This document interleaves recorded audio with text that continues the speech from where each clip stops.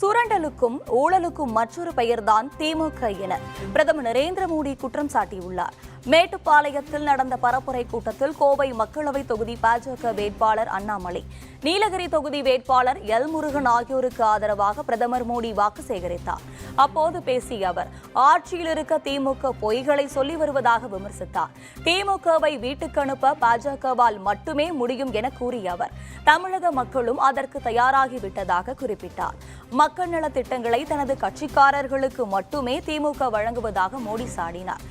Make in India திட்டத்தை முடக்க திமுக நினைப்பதாகவும் அதன் மூலம் தமிழகத்திற்கு அதிக பாதிப்பை ஏற்படுத்துவதாகவும் அவர் குற்றம் சாட்டினார். ஜவுளி தொழிலை முடக்கும் வகையில் மின் கட்டணத்தை திமுக அரசு உயர்த்தியிருப்பதாகவும் அவர் குற்றம் சாட்டினார்.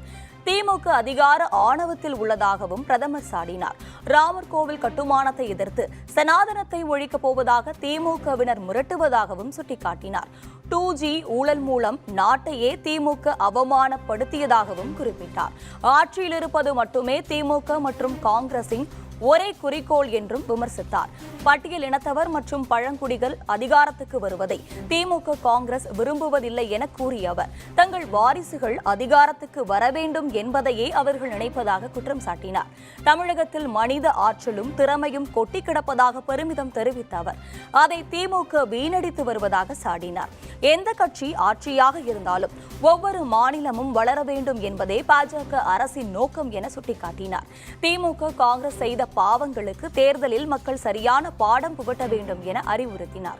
நடைபெறவுள்ள தேர்தல் குடும்ப ஆட்சி, ஊழல் மற்றும் போதைப் பொருட்களை நாட்டை விட்டு விரட்டுவதற்கான தேர்தல் என கூறினார்.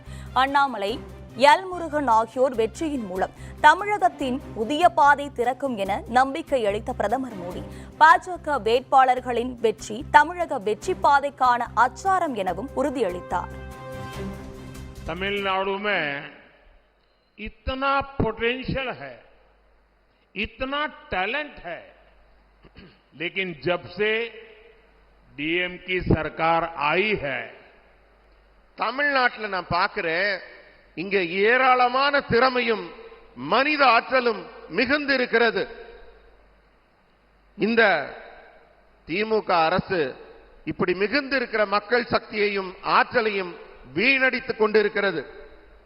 लेकिन डीएमके उन लोगों के साथ खड़ी है जो देश में इन्वेस्टमेंट को खत्म करना चाहते हैं.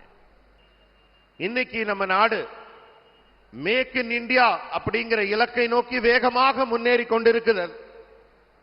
ஆனா இந்த முதலீடுகளை எல்லாம் நடக்க விடாமல் முடக்க நினைக்கிறது திமுக அரசு.